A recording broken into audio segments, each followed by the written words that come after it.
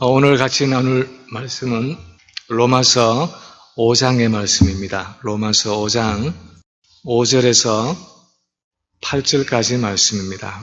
My passage is Romans chapter 5, verse 5 through 8. 한글로 먼저 읽도록 하겠습니다. 한 절씩 교독합니다. 소망이 우리를 부끄럽게 하지 아니함은 우리에게 주신 성령으로 말미암아 하나님의 사랑이 우리 마음에 부은 바 됨이니 우리가 아직 연약할 때에 기약대로 그리스도께서 경건하지 않은 자를 위하여 죽으셨도다. 의인을 위하여 죽는 자가 쉽지 않고 선인을 위하여 용감히 죽는 자가 혹 있거니와 우리가 아직 죄인 되었을 때에 그리스도께서 우리를 위하여 죽으심으로 하나님께서 우리에 대한 자기의 사랑을 확증하셨느니라. 아멘. I don't have English sermon for you, but I will read today's passage from New International Version, Romans chapter 5, verse 5. And hope does not disappoint us because God has poured out His love into our hearts by the Holy Spirit, whom He has given us. You see, at just the right time, when we were still powerless, Christ died for the ungodly. Very rarely will anyone die for a righteous man, though for a good man, someone might possibly dare to die. But God demonstrates His own love for us in this. While we were still sinners, Christ died for us. Amen.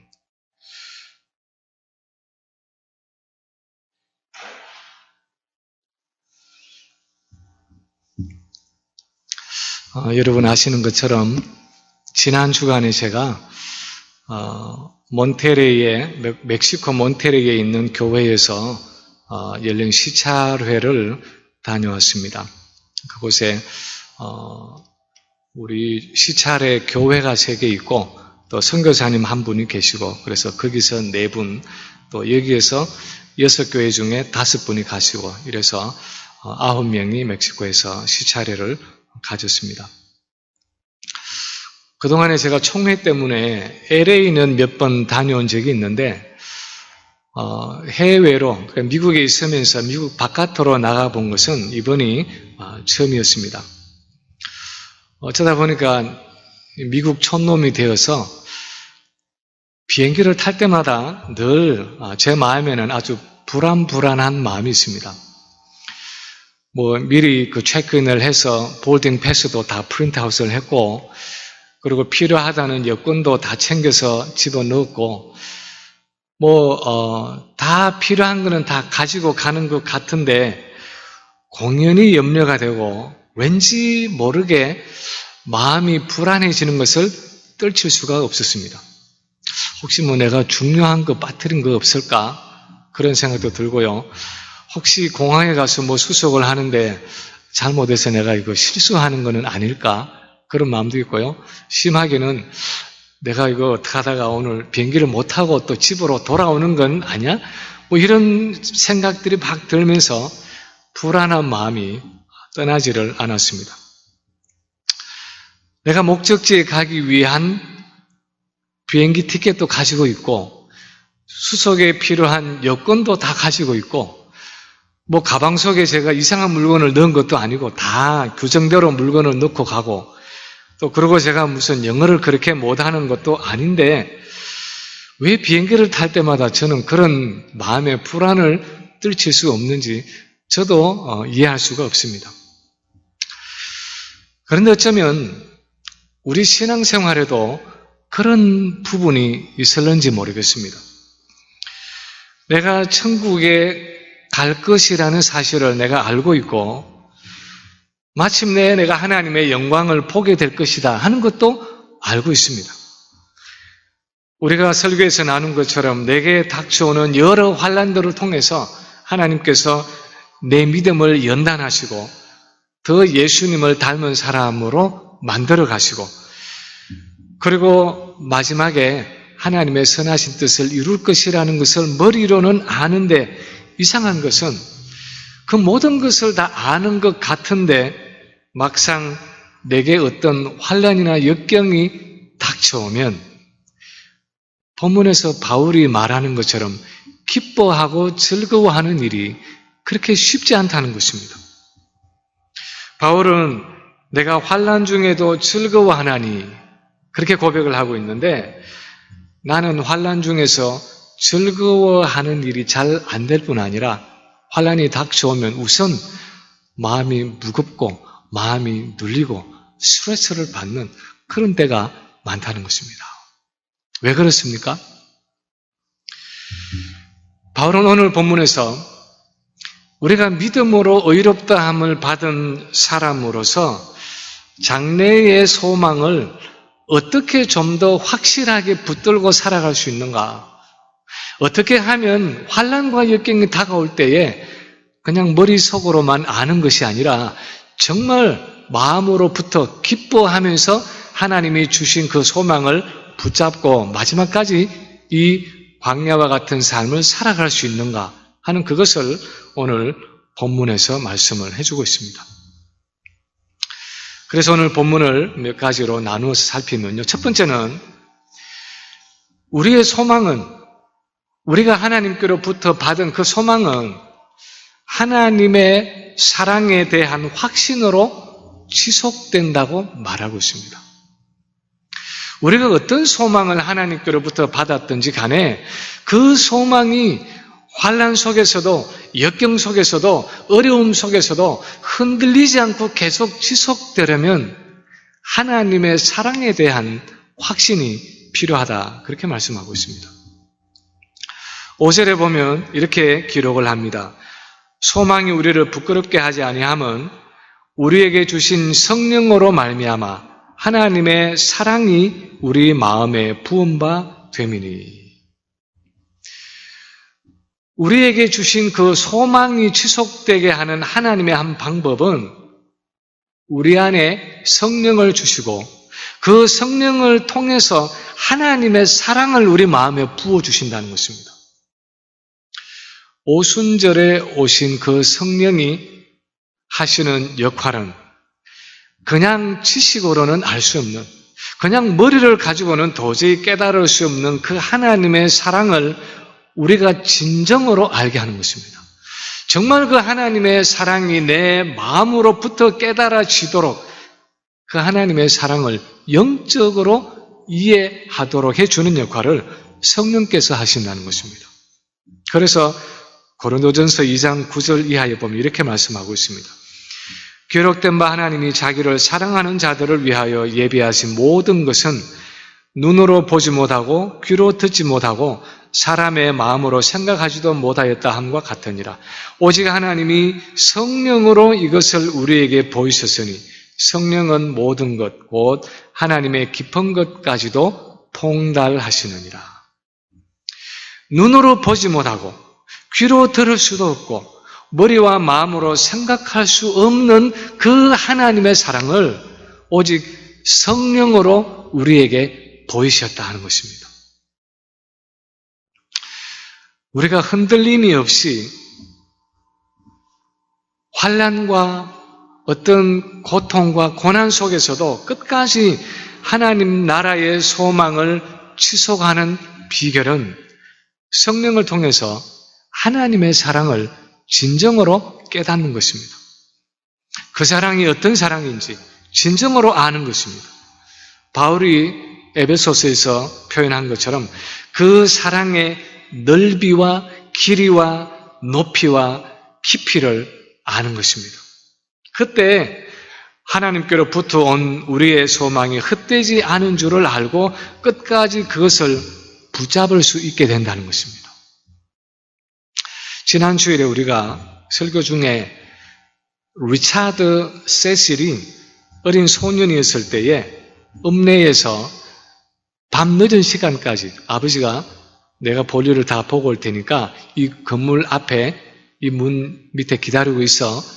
그렇게 말하는 아버지를 아버지가 잊어버리고 뒤늦게 집에 갔다가 오는 그 시간까지도 늦은 시간까지, 밤 늦은 시간까지 혼자 아버지를 기다리는 그 이야기를 우리가 함께 나눴습니다. 점점 더 시간이 늦어져 가고 오가던 사람들은 다 이제는 떠나가고 이제는 어두워지고 추워지는 그런 두려운 상황 속에서 계속해서 아버지를 기다리게 하는 그 인내는 어디에서 오는 것입니까? 그것은 아버지의 사랑에 대한 확신에서 오는 것입니다. 아버지의 사랑을 확신하기 때문에 비록 시간이 좀 늦을는지는 몰라도 아버지는 내게 약속하신 것처럼 반드시 나를 데리러 올 거야 하면서 그 아버지를 기다리는 소망에 흔들림이 없다는 것입니다. 사실은 그런 상황에 아들을 버린 아버지도 있었습니다. 제가 예전에 본 어떤 드라마에서는 한 젊은 아버지가 이혼을 하고 어린 아들을 혼자 키우고 있었는데 새로운 여자를 만나게 됐습니다. 그런데 이 여자가 재혼을 하는 조건으로 무슨 조건을 다느냐?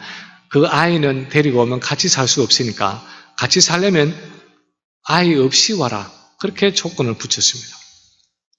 그래서 이 아버지는 어린 아들을 데리고 낯선 곳으로, 아주 먼 곳, 낯선 곳으로 가서 저녁에 데리러 오겠다 그렇게 말하고는 영원히 돌아오지 않습니다. 아들을 향한 아버지의 사랑이 그 정도라면 아들은 어디 있든지 불안해할 수밖에 없습니다. 그러나 아버지가 나를 목숨처럼 사랑한다는 확신이 있는 아들은 어떤 상황에서도 아버지를 기다리며 버틸 수 있는 것입니다.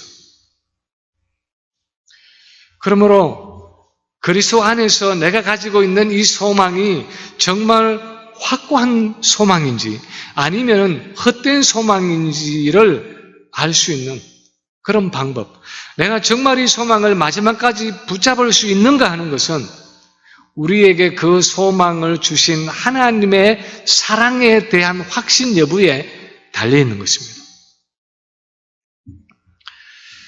우리는 과연 어떤 하나님을 믿고 있습니까?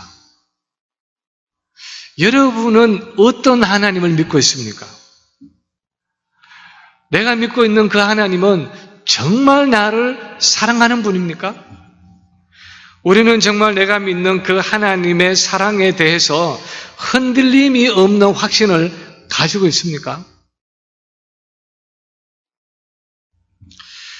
두 번째로 오늘 본문이 또한 말씀하는 것은 우리가 믿는 그 하나님의 사랑은 조건이 없는 절대적인 사랑이라는 것입니다.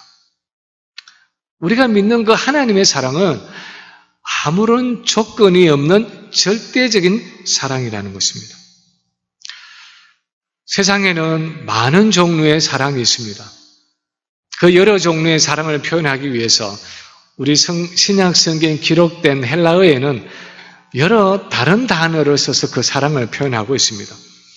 에로스라는 이 단어는 우리가 아는 것처럼 남녀 간의 사랑이고 어떤 육체적인 사랑을 나타내는 단어입니다.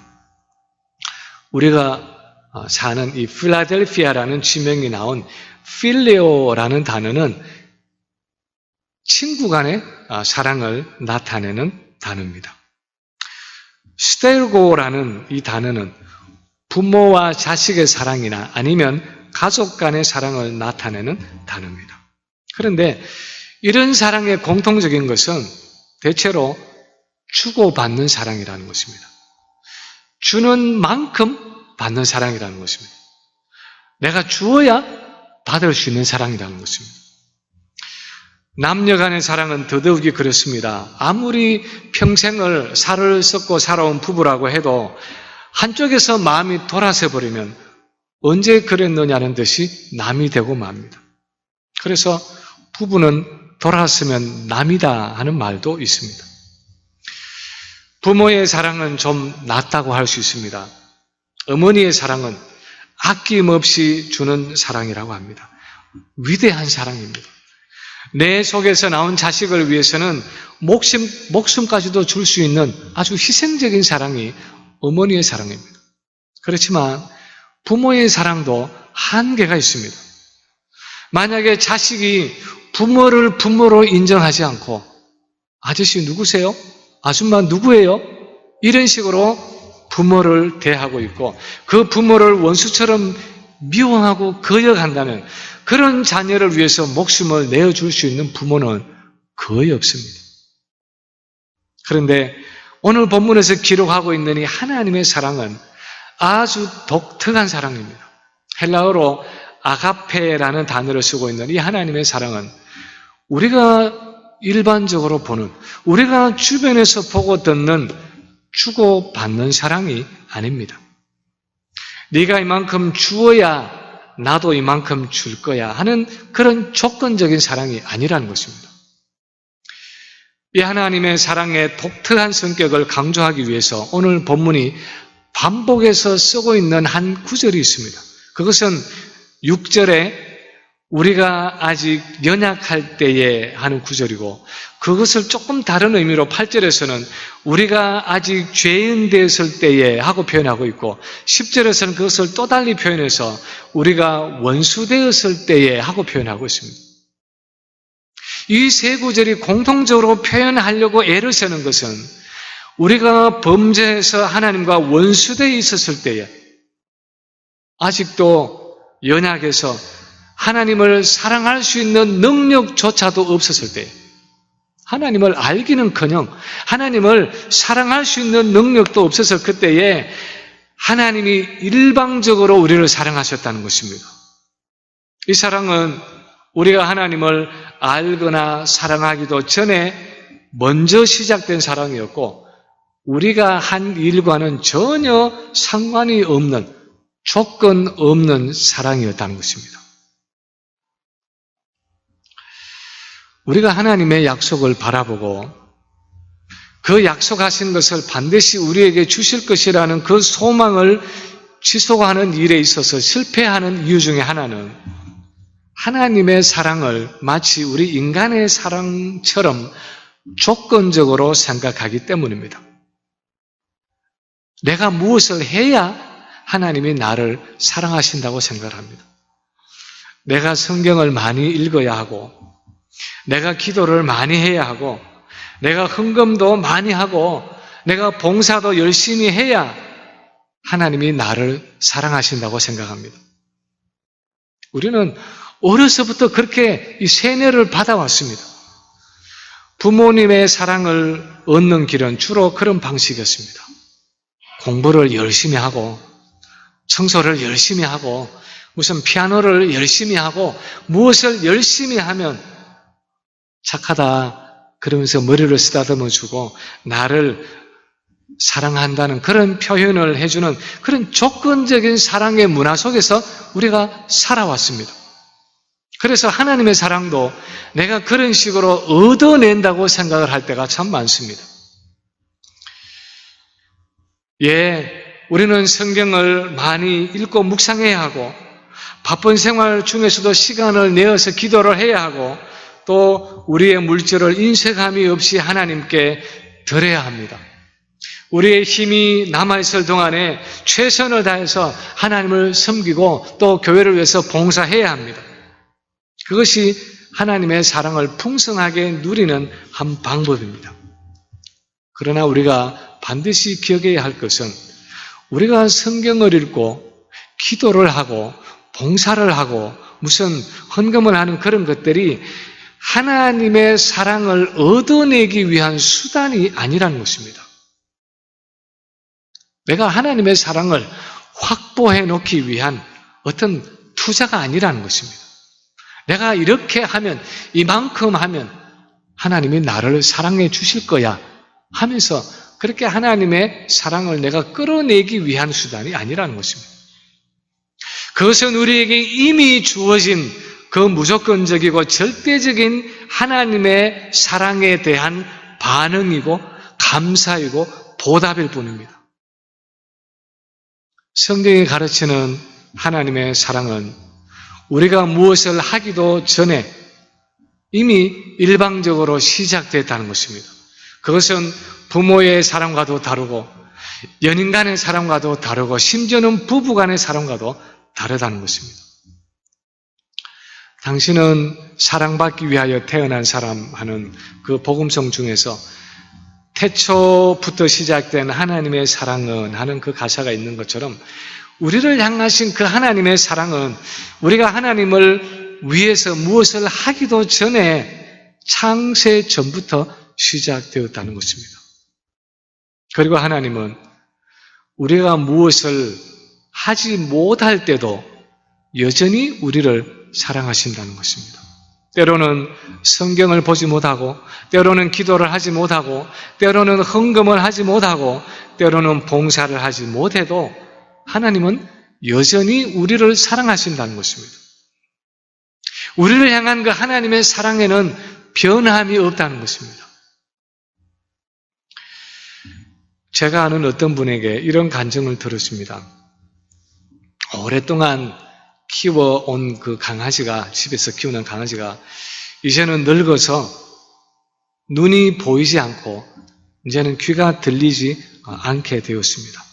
그래서 집안을 걸어 다니면서 뭐 여기 부딪히고 저기 부딪히고 이제 그렇게 다니는데, 이 주인이 강아지가 늙어서 그렇게 됐다는 사실을 알고부터는 이 강아지가 걸을 때마다 그 본인의 말대로는 눈동자처럼 지키면서 따라다녔다고 합니다. 혹시 걷다가 벽에 부딪혀서 다치지는 않을까? 혹시 넘어져서 다리가 부러지지는 않을까? 늘 염려하고 그렇게 따라다니면서 그 강아지를 보살피다가 어느 날 나를 향하신 하나님의 사랑이 이런 것이 아닐까? 내가 연약할 때에 정말 눈동자와 같이 나를 지키시는 그 하나님이 내게 눈을 떼지 아니하시고 그렇게 살피시고 지키시는 그것이 나를 향한 하나님의 사랑이 아닐까 하는 생각을 하게 됐다는 것입니다. 강아지가 멀쩡할 때는 전혀 그런 관심을 못 가졌는데 나이 들어서 힘들어졌을 때, 연약해졌을 때 이전보다 더욱더 그 강아지를 염려하고 돌보고 있는 자신을 바라보면서 연약한 나를 향하신 그 하나님의 사랑이 어떤 것인지를 좀 더 아주 생생하게 실감할 수 있게 되었다는 것입니다. 오늘 본문에 의하면 우리가 연약한 정도가 아니라 심지어 우리가 범죄하고 하나님을 반역했을 그때에도 하나님은 여전히 우리를 사랑하셨다 하고 말하고 있습니다.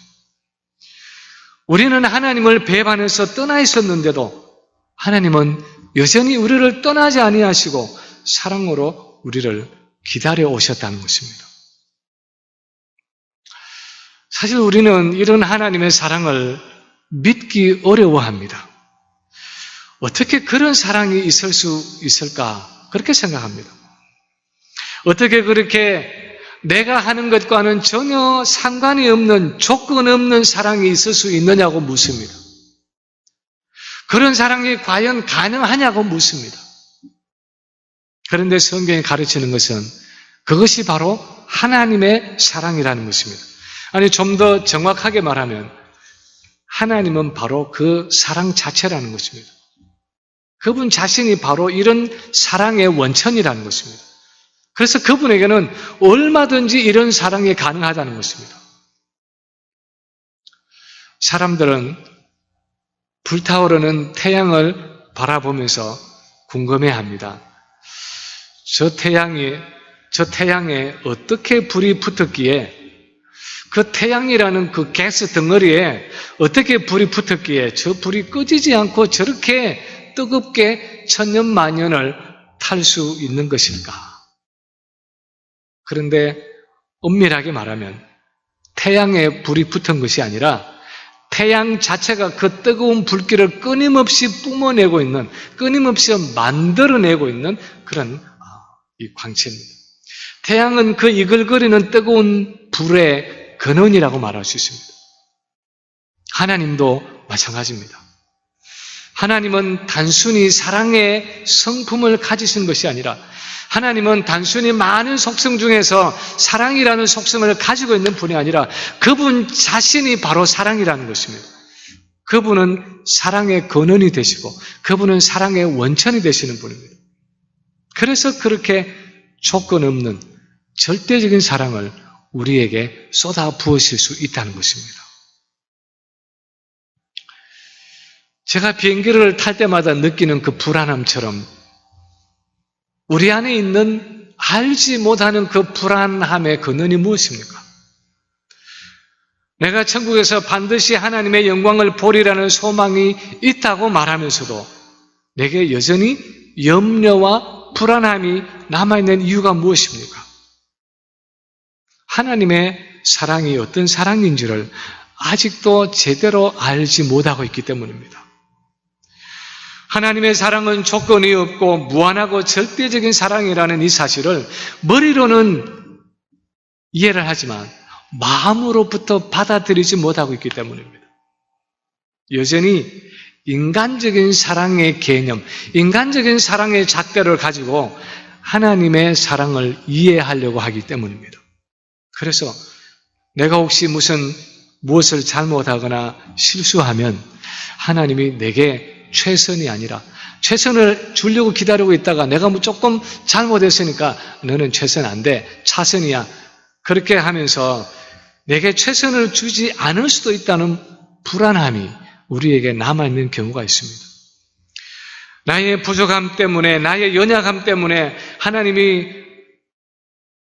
내게 필요한 것을 주시지 않을지도 모른다는 염려가 남아있을 수 있습니다. 때로는 심지어는 가끔씩 하나님이 어쩌면 나를 버리실 수도 있다고 생각하는 분들도 있습니다. 하나님의 사랑에 대한 그런 오해와 무지가 내 마음 밑바닥에 남아있어서 나도 모르는 사이에 내 안에 염려와 불안을 만들어내는 것입니다. 그런데도 여전히 어떤 분들은 질문할 것입니다. 정말 그렇습니까? 그렇다면 하나님이 그렇게 나를 사랑하신다는 사실을 어떻게 알 수 있습니까? 그 증거가 무엇입니까? 하나님이 그렇게 절대적으로 조건 없이 항상 나를 사랑해 주신다는 그 증거가 무엇입니까? 그렇게 묻고 싶은 분들이 있을 것입니다. 본문에서 말하는 것은 세 번째로 그 하나님의 사랑은 내 죄를 위해 죽으신 예수 그리스도의 십자가로 증명되었다는 것입니다.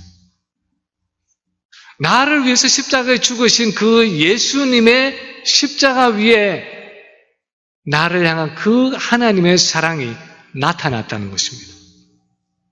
오늘 본문에 보면 예수님의 십자가 죽음에 대해서 두 번씩이나 되풀이해서 언급하고 있습니다. 6절에 보면 우리가 아직 연약할 때에 기약대로 그리스도께서 경건하지 않은 자를 위하여 죽으셨도다 기록하고 있고요. 8절에도 우리가 아직 죄인 되었을 때에 그리스도께서 우리를 위하여 죽으심으로 하나님께서 우리에 대한 자기의 사랑을 확증하셨느니라 기록하고 있습니다. 이 예수 그리스도의 십자가 죽음을 하나님의 사랑과 연결시키고 있습니다. 특히 8절에 보면 그리스도께서 우리를 위하여 죽으심으로 하나님께서 우리에 대한 자기의 사랑을 확정하셨다 그렇게 기록하고 있습니다. 다시 말하면 예수 그리스도의 십자가 죽음은 다름 아닌 하나님이 우리를 그토록 사랑하셨다는 확정이었다는 것입니다. 그 조건이 없고 절대적인 아가페 사랑에 대한 확정이 바로 예수님의 십자가 사건이었다는 것입니다. 확정하셨느니라 하는 이 단어를 제가 아까 영어로도 읽었지만 NIV 영어 성경에서는 demonstrate 그렇게 번역하고 있습니다. 이 demonstrate 하는 이 의미는 속에 있는 것을 바깥으로 나타내 보여주다, 증명하다 하는 그런 뜻입니다. 우리가 예전에 아이들을 키울 때, 아이들이 3살, 4살 그렇게 될 때에 아니면 요즘 손주들을 키울 때 가끔씩 그렇게 물을 때가 있습니다. 너 엄마 아빠 사랑하니? 그렇게 물으면 아이나 손주가 대답합니다. 응, 사랑해. 그래? 또 묻습니다. 그러면 엄마 아빠를 얼마나 사랑하는데? 그러면 아이가 또다시 대답합니다. 응, 많이 사랑해. 그러면 또 묻습니다. 그래? 그러면 얼마나 많이 사랑하는데? 그렇게 물으면 이제 아이가 당황해합니다. 엄마 아빠를 사랑하기는 하는데, 그리고 사랑한다고 지금 대답을 다 했는데 얼마나 사랑하냐고 해서 많이 사랑한다고 그랬더니 얼마나 많이 사랑하느냐고 물으니까 자기 안에 있는 이 사랑을 어떻게 표현을 해야 되겠는데 표현할 수 있는 길이 없는 것입니다. 그러면 생각다 못해서 이 아이가 그 짧은 두 팔을 아주 끝까지 벌리면서 이만큼 사랑해 하면서 자기 팔을 있는 대로 그렇게 벌려서 자기 안에 있는 그 사랑을, 엄마 아빠를 향한, 아니면 할아버지와 할머니를 향한 그 사랑을 이 팔의 크기를 가지고 나타냅니다. 아이가 하는 일이지만 자기 안에 있는 그 보이지 않는 사랑을 나타내기 위해서 그토록 무언가 해야 한다는 것을 알고 있습니다. 그것이 바로 demonstration입니다. 마음속에 있는 그 사랑을 실제로 눈에 보이도록 표현하는 것입니다. 예수 그리스도의 십자가 죽음도 마찬가지입니다. 사람들은 다 하나님의 사랑이라고 말하면서 여전히 인간적인 사랑으로 그것을 이해하고 있습니다. 왜냐하면 한 번도 그런 사랑을 경험해 본 적이 없었기 때문입니다. 그런 전혀 조건이 없는 절대적인 사랑은 사람들 중에서는 별로 본 적이 없기 때문입니다. 그런데 하나님은 진짜 우리를 그렇게 사랑하시는데 그것을 우리 인간에게 전달할 길이 없는 것입니다. 인간적인 사랑에 익숙해져 있는 그 사람들에게 하나님은 그 하나님의 사랑을 이해하도록 나타내 보여줄 길이 없는 것입니다. 어떻게 하면 나의 이 조건이 없고 절대적이고 무한한 사랑을 인간들에게 나타내 보여줄 수 있을까?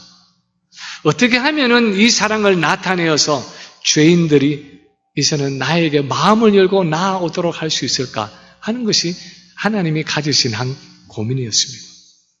그래서 하나님의 마음속에 있는 그 사랑을 죄인들에게 나타내 보여주기 위해서 자기 아들 예수 그리스도를 십자가에 내어 주셔서 우리의 죄를 위해서 죽게 하시고 그 십자가 죽음을 통해서 하나님이 우리를 얼마나 사랑하시는지를 확정해 주셨다는 것입니다. 그러므로 우리가 골고다 언덕 위에 서 있는 그 예수님의 십자가를 바라볼 때마다 하나님이 나를 그렇게 조건 없이 사랑해 주셨다는 그 하나님의 무한한 사랑으로 사랑해 주셨다는 그 사실을 기억해야 하는 것입니다. 조건 없는 무한한 사랑으로 과거에 사랑하셨을 뿐 아니라 지금도 그리고 영원토록 그렇게 사랑하신다는 사실을, 그렇게 나를 사랑하실 것이라는 사실을 십자가에 못 박혀 죽으신 그 예수 그리스도를 보고 우리가 확신할 수 있다는 것입니다. 헨리 블랙가비가 쓴 하나님을 경험하는 삶이라는 그 책에 보면 16살 된 하나밖에 없는 자기 딸이, 이 캐리라는 딸이 암에 걸렸을 때에 이 목사님이 그 가족들이 어떻게 그 상황을 극복했는지를 설명하는 이야기가 나옵니다. 남들은 모두 하나님의 사랑을 의심했습니다. 하나님이 그들을 정말 사랑하신다면 어떻게 그럴 수가 있느냐? 16살 난 하나밖에 없는 딸이 암에 걸려서 죽는다는 이것이, 그게 하나님의 사랑이 어디 나타나 있느냐? 하나님의 사랑에 뭔가 문제가 있다고 생각했습니다. 아니면 그들의 삶에 무슨 문제가 있을 거라고 수근거렸습니다. 그때 이 블랙가비 목사님이 이렇게 기도했다고 고백하고 있습니다. 하나님 아버지, 환경 때문에 하나님의 사랑을 의심하지 않도록 도와주십시오. 저를 향한 당신의 사랑은 십자가에서 이미 다 해결되었습니다. 저에게 그 사실은 지금도 변하지 않았고 또한 앞으로도 변하지 않을 것입니다. 그렇게 기도했습니다. 그는 어떤 환경이 닥쳐오든 예수님의 십자가라는 그 사랑의 관점, 그 사랑의 렌즈를 통하지 않고는 그 사건을 보지 않기로 작정했습니다. 십자가와 예수 그리스도의 죽음이야말로 완전하신 하나님의 사랑이 최종적으로 나타난 사건이었습니다. 그 예수 그리스도의 십자가는 하나님이 우리를 얼마나 사랑하시는지를 불안해하는 우리 죄인들에게 나타내 보여주기 위한 사건이었습니다. 십자가는 하나님의 사랑의 최종적인 확정이었습니다. 하나님께서 어떤 경우에도 우리를 사랑하시고 우리가 마침내 그 하나님의 본체의 영광을 보도록 천국까지 인도하실 것이라는 그 확증이 어디에 있습니까? 어떻게 우리가 환난 중에서도 소망을 잃지 않고 기뻐하고 즐거워할 수 있습니까? 예수 그리스도의 십자가를 통해서 나타난 하나님의 사랑 때문입니다. 골고다 언덕 위에 높이 세워진 그 예수님의 십자가를 바라볼 때마다 우리는 하나님이 나를 그 조건 없는 사랑으로 사랑하셨다는 사실을 알고 앞으로도 나를 그렇게 조건 없이 사랑하셔서 어떤 경우에도 어떤 환난 가운데서도 어떤 실패와 실수 가운데서도 나를 마지막까지 인도해 주실 것이라는 사실을 알고 환난 중에서도 즐거워하는 것입니다. 이 환난이 오히려 내게 인내를 이루고 나의 인내를 통해서 하나님이 내 안에 예수 그리스도의 형상을 빚어가시고 그렇게 주님을 닮은 성품을 가지고 하늘나라의 소망을 더욱 견고하게 바라보게 될 줄로 믿고 기쁨으로 그 환난을 맞이하는 것입니다. 우리 안에 계시는, 저와 여러분 안에 계시는 오순절 성령은 이런 하나님의 사랑을 우리 안에 쏟아 부으셔서 우리가 환난 중에도 기뻐하고 즐거워하면서 그 마지막 소망을 붙들게 하신다는 것입니다. 이제 말씀을 마칩니다. 하나님의 사랑에 대한 확신이 우리의 소망을 계속 이끌어갑니다. 그 절대적이고 조건 없는 하나님의 사랑 안에 내가 살아가고 있다는 사실을 항상 붙들고 있으면 우리는 어떤 환경 속에서도 어떤 환난 속에서도 낙심하지 않을 것입니다. 우리의 장점과 관계없이 우리의 실패와 성공에 관계없이 변함없이 주어지는 그 온전한 하나님의 사랑 안에 머물러 있으면 우리는 환난 속에서도 그 어떤 환난 속에서도 기뻐하고 즐거워할 수 있는 것입니다. 오늘도 우리 안에서 이 사랑을 끊임없이 공급해 주시는 그 성령의 임재와 능력을 바라보면서 그 성령의 은혜로 충만케 되어서 환난 중에서도 항상 기뻐하며 살아가는 우리 성도들이 되시기를 주님의 이름으로 간절히 축원합니다.